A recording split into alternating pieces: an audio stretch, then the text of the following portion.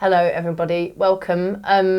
My name's Claire Farrell, I'm one of the co-founders of Extinction Rebellion, and this is Dr. Charlie Gardner, a conservation scientist. We're starting a new series of recorded conversations to explore the world in flux, as we're calling it. We made a previous set of videos to dissect and explain the IPCC reports in order to try and create something accessible and easy to understand, particularly for the movement, to share with people outside of our activist circles, to help people understand what's going on and read into things that are written in unnecessarily complicated language.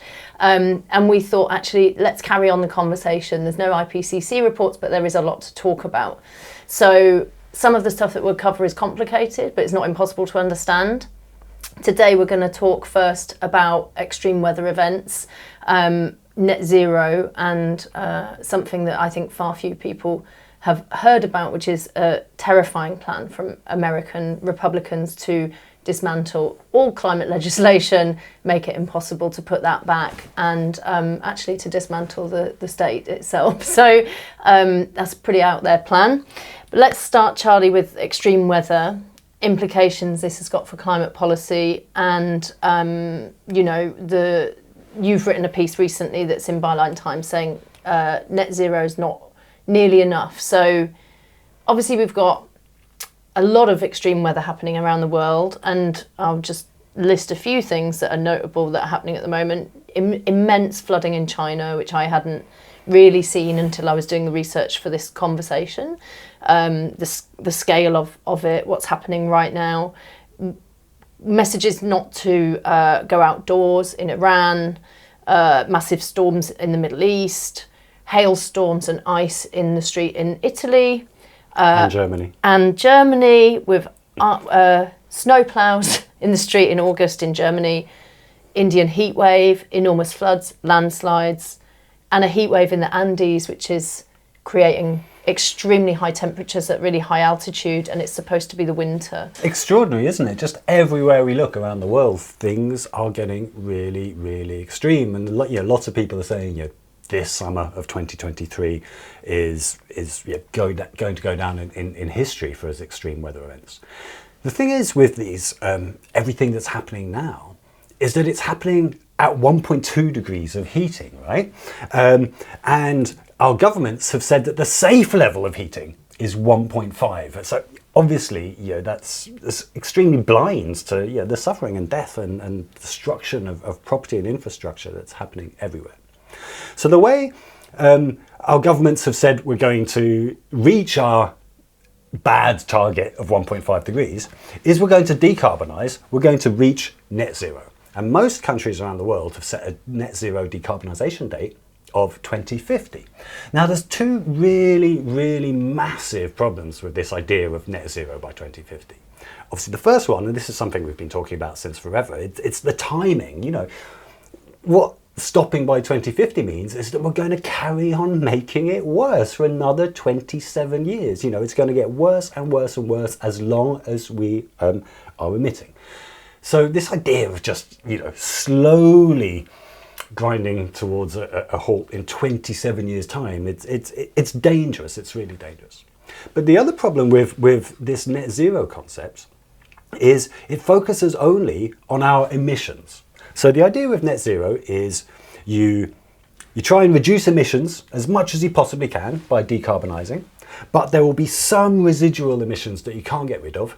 So you will invest in sinks to absorb that extra carbon. So that could be more forests or restored mangroves, or it could be these magical technologies which don't exist yet, which we hope one day will be able to suck the carbon out of the air. This idea, though, that everything will be fine if we can just get to net zero, if we can just balance our emissions with with what we're drawing out of the atmosphere. This is really dangerous because it's not actually emissions that count.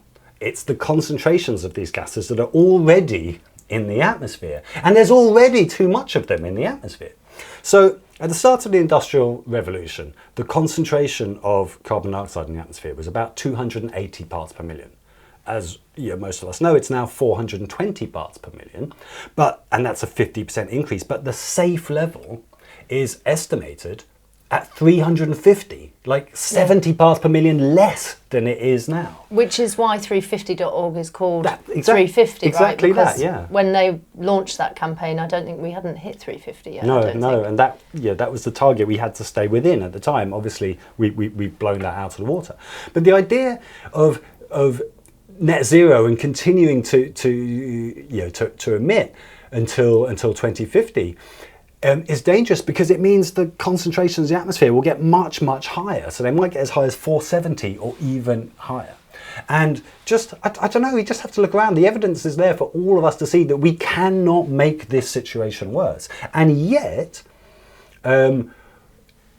policy, global policy, our targets are saying we will continue making it worse until we reach 470 parts per million or more, and then we will stabilize it there.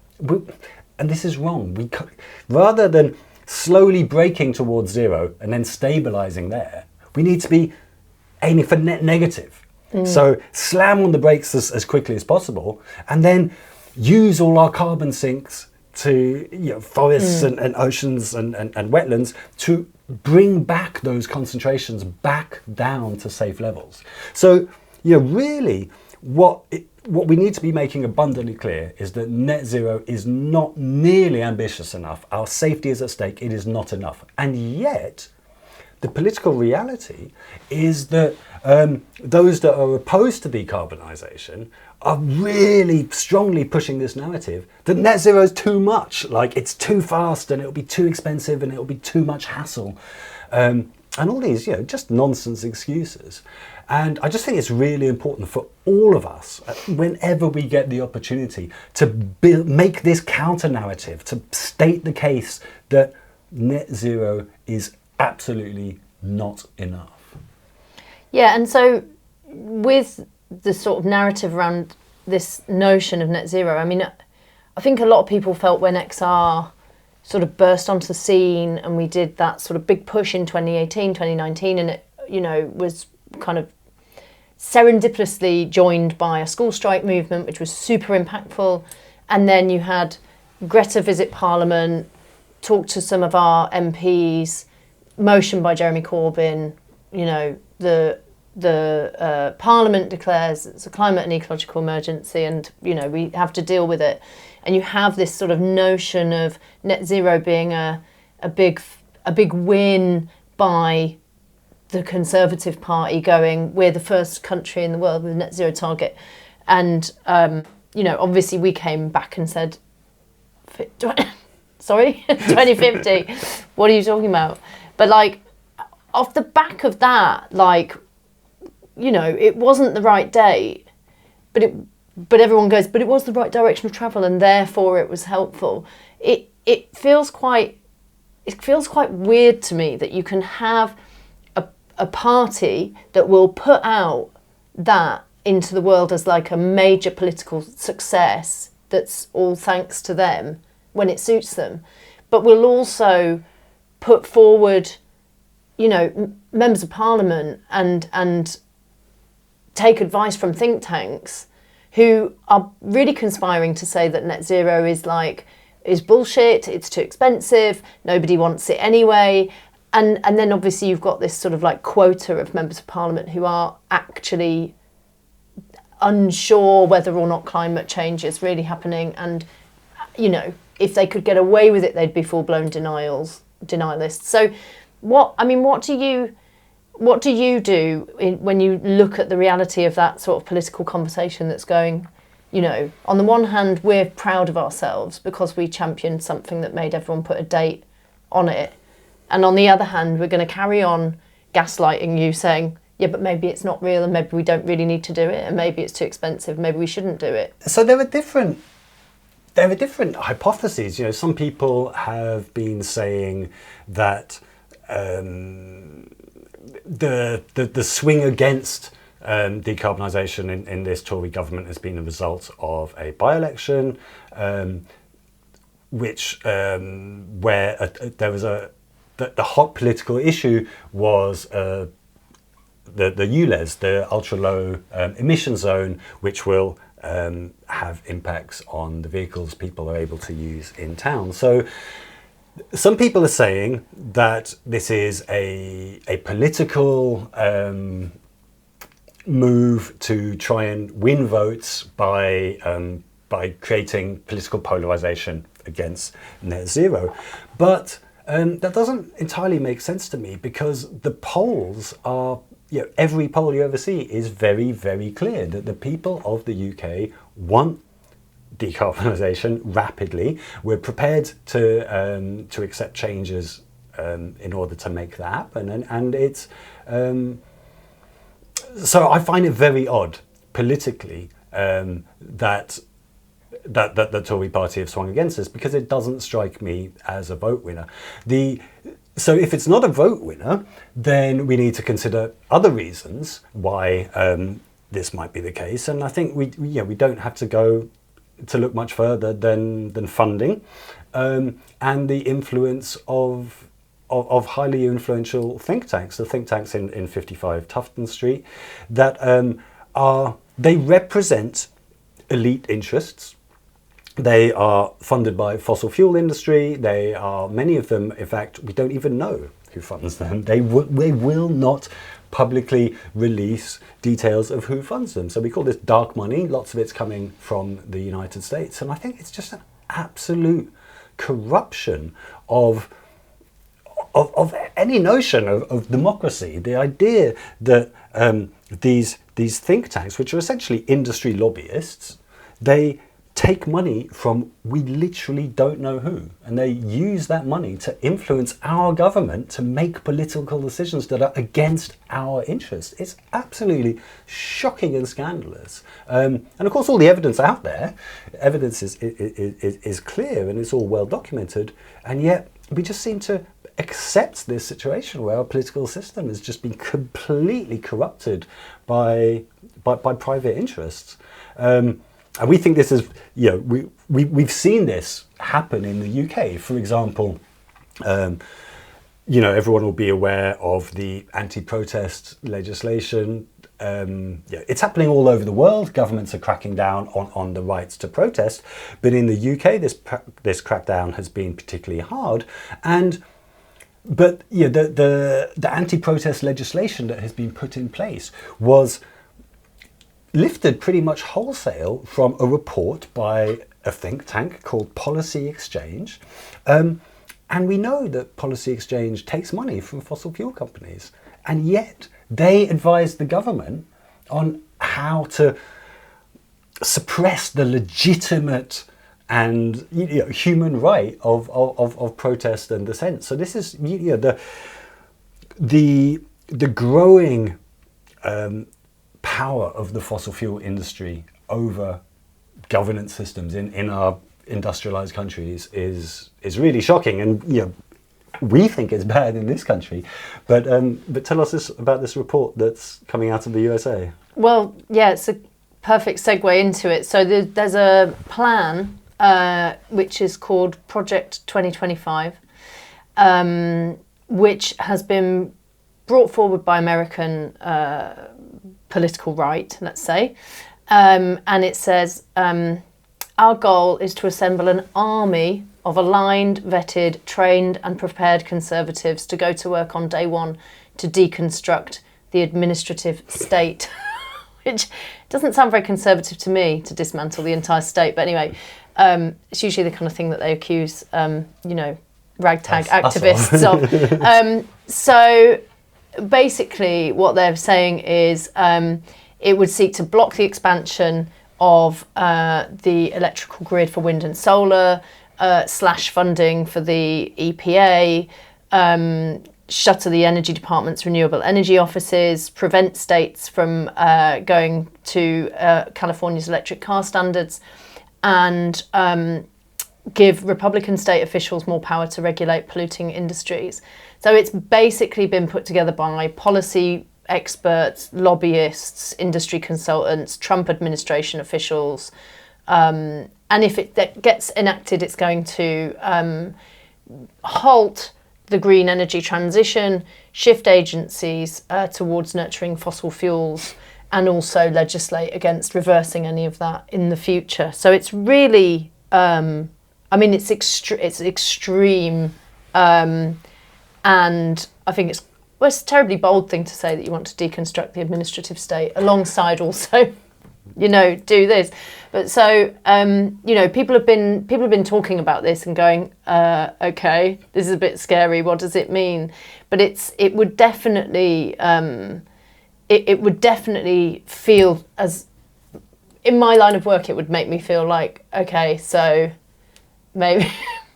So maybe there's, people often say there's not much you can do here. We're only 1% of emissions. Why don't you go to the China or the this or the that place where they're doing the real bad things? But it does feel like if you legislate this hard against like what needs to happen in the States, doesn't it make you just think, right, okay, well, go and stock up on dried food and move as far north as I can go. Maybe that's it. Maybe I'm not protesting anymore. Tell us what your reflections on it have been. It's certainly worrying. It's not enough to make me stop the struggle so far. But I find it really interesting, actually, that they outright said, this is our battle plan. Yeah. Because to me, when you see when I first heard of this, I thought, right, the fossil fuel industry has essentially declared war on humanity here. And then I opened the doc and they said it themselves. It was like literally the opening sentence. This is our battle plan. So it's just such an extreme example of how badly broken our political systems are. So the fossil fuel industry first became aware of climate change in the late 50s and the 60s. And obviously, at that point, they had a decision to make. They knew they had the evidence that the products that they sold would lead to catastrophic climate change, and they made a decision at that stage. They could have said, right, okay, we must transition to cleaner energies, or they could say, right, well, this climate change business, it's a threat to our industry in the future, but we're gonna double down and keep pumping oil for as long as they can. And that was what they decided to do. To do that, they realized that they had to fight against any legislation that would force them to keep their oil and coal in the ground. In other words, they had to fight against any climate change legislation. And that's essentially what they've been doing for the last 50 years. And it's been this multi-pronged battle, really. So, we all know about the denialism industry, how they sought to convince the public first that climate change wasn't happening, and then it was happening, but not caused by oil. And now they say, yeah, it's happening, but it's too expensive, it's too much of a hassle, or, we'll fix it later. All these excuses to not act. So they've manipulated the public through think tanks, through the media. They manipulate the public through social media, big, troll farms and stuff on social media, pumping out these denialist messages to make people think that lots of people don't believe in climate change. Because, we're social animals. We do what other people do. And if lots of other people don't believe in it, then it might make us doubt. So they amplify these voices. Yeah. They create fake accounts to make us do it. Well, there's just a report that I saw at the weekend about accounts that have been set up on, particularly on Twitter, to push anti-ULEZ sentiment and to not to put out misinformation, but to game the algorithms. So this is also another layer of it, right? Which I thought was quite interesting, just to look at that as one way of using bots and also just setting up multiple accounts. They've all got, you'll notice they've all got no tweets. They've only got replies and retweets. They're new-ish accounts. Yeah. They've got no real footprint on the platform. And you can find, I get them follow me, and they come into the replies on the social media channels of XR. It's in layers, isn't it? It's people saying, here's some false information, and then there's other things set up to perpetuate that and also to inflate these issues so they look very popular. Yeah. It looks like everyone everyone's very exercised about ULEZ, therefore you sort of whip it up and up and up. Yeah. And it strikes me that, people on our side, if you like, are not in the business of like setting up bots to like, to game those spaces. It does feel like we're sort of working at somewhat of a disadvantage. Do you know what I mean? Massive disadvantage, because they don't play by the rules. They've got no interest in playing by rules, and of course there's vast amounts of money behind it. So that's the one big prong of their war on us, has been this disinformation. But the other big prong has been directly influencing our governments. And for a long time, that's just been like in old school ways, political donations and political lobbying. And there's extraordinary amounts of money in this. So I don't have the data for the UK, but in the USA, on a typical year over the last few years, the oil and gas industry has given over $100 million to politicians directly in donations, and spent another $100 million on political lobbying. So that's $200 million from just oil and gas, just in one country, just in the USA. And then that's just oil and gas. Add aviation and the motoring industry and the agribusiness industry and the beef barons and the agrochemicals, and all these industries are spending vast amounts of money on the people in charge to say, don't make up rules, don't put in place rules that will stop us doing what we do, that makes it so profitable for us. And these lobbyists have been hugely successful. That's why we don't have serious climate action, and we don't have serious action on nature or plastics or anything else to this day. It's because of the power of corporate interests. And they've been lobbying, they've been donating money to politicians for a long time.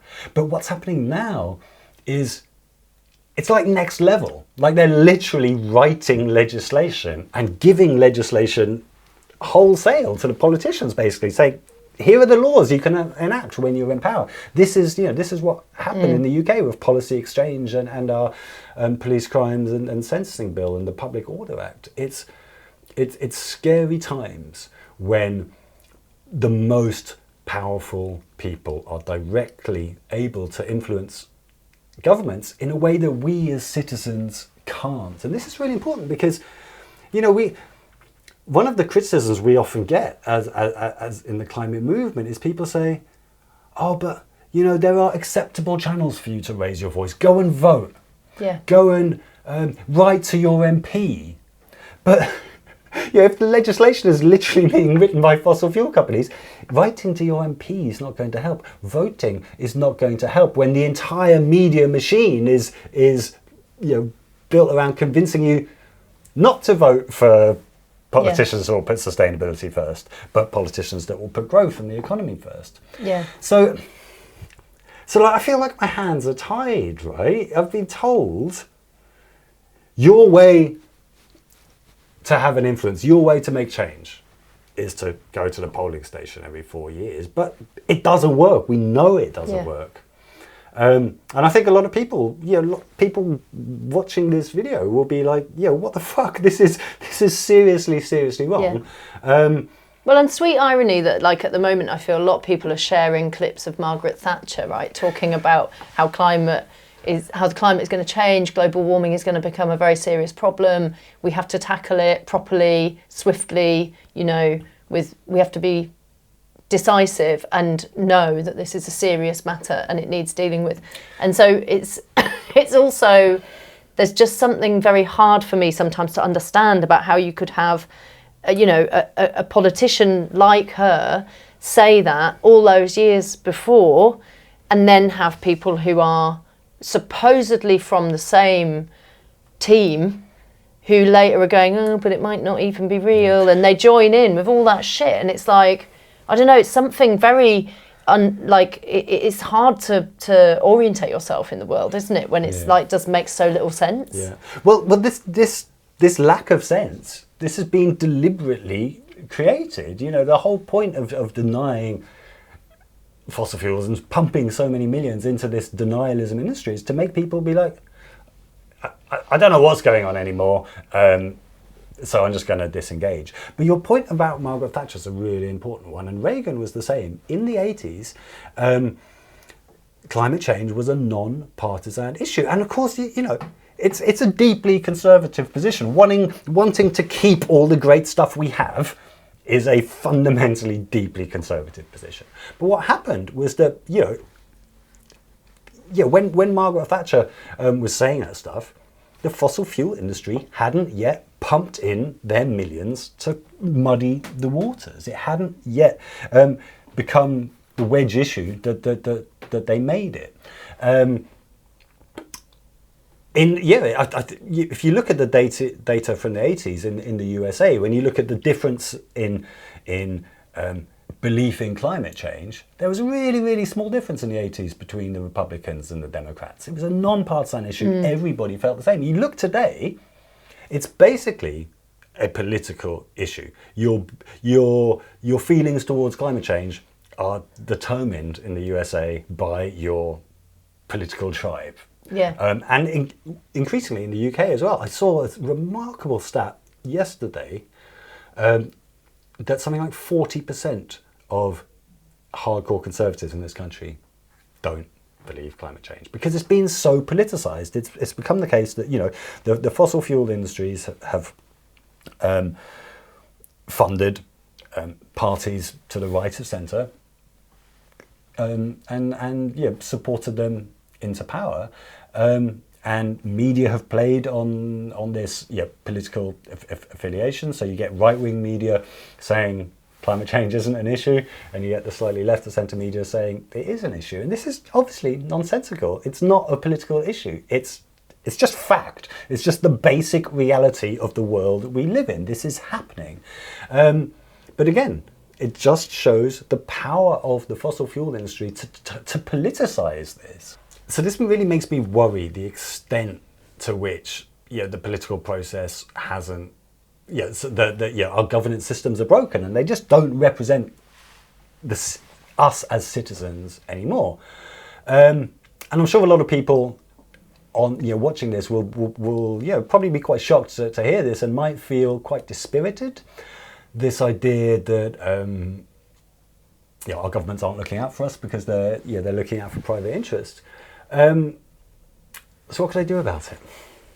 Well, that is what we've always been talking about from the beginning of XR, and I think that's definitely the idea that you can do politics differently, the idea that you can make decisions differently, the idea that people could get together and make evidence-based decisions about what to do in the world, is probably the thing that I think has landed the least well out of all of Extinction Rebellion's intended sort of impact. So we were always saying that we think there's a different way to do politics. It's very tried and tested. You can look it up. It's called deliberative democracy. People sit in small groups around tables and talk about what to do, having been furnished with all the best available information on a topic. And the outcomes are that, fair and inclusive and representative. And so that is still something that I think needs to be more broadly discussed, particularly where we see that this has become such a big partisan divide. And we were quite lucky here in that, like in the old days, like you said, it was always actually, there was quite a lot of conservative voices on environmental policy, on Thatcher on climate, and so on. So, the Conservative Party could say, historically, they've done some things for the environment that were world leading and and they love to sort of wheel those things out. But now it is becoming, the culture war is just denigrating our political discourse to the point where, politics is basically sounds like the Daily Mail, it's no difference between the rhetoric of the Prime Minister and the rhetoric of the tabloid media, to my mind right now, and so that means it is becoming more and more and more like a partisan split, and this sort of unhinged kind of, I'm going to go after all our oil and gas because I don't know why, I don't understand why, but it's clear, these people are not going to deal with the problems at hand, and obviously, if you are going to work your way beyond the blockages of all the lobbyists and all the money and all the darkness that's there, then, you know, the thing that can square up to that is something that says this is democratic. You know, you can't, I don't think we haven't got anything else to use, because we don't have that collateral to meet them on their terms with money and, you know, bad behaviour and lies and all of that. So yeah, the idea of having assemblies that come together, ordinary citizens, make decisions about what should be done, and it's got 100 random people in it that say, you can always see someone in there that's like you, basically. It's representative of the country based on age, socioeconomic background, race, gender, whatever else you want to put in there. And that means that there's somebody in that room who's like you, who's advocating for something like you. So that would be my advice to people, is to join local XR groups, donate to Extinction Rebellion, support people like Just Stop Oil, get out and get active and get involved in people who are fighting the good fight, but also please go and learn about other ways to do democracy, because our democracies all over the world are in decline, and we've always been advocating that you need more and not less, and that message hasn't landed strongly enough. So please go and look up deliberative democracy and learn about ways that we could be resuscitating our democracy rather than just watching it get killed, basically. I was going to say die, but you're absolutely right. Get killed. This is not a passive thing that's just happening. This is being done to us deliberately, and we need to stand up and fight back against it. Thanks, Charlie. Lovely to speak to you.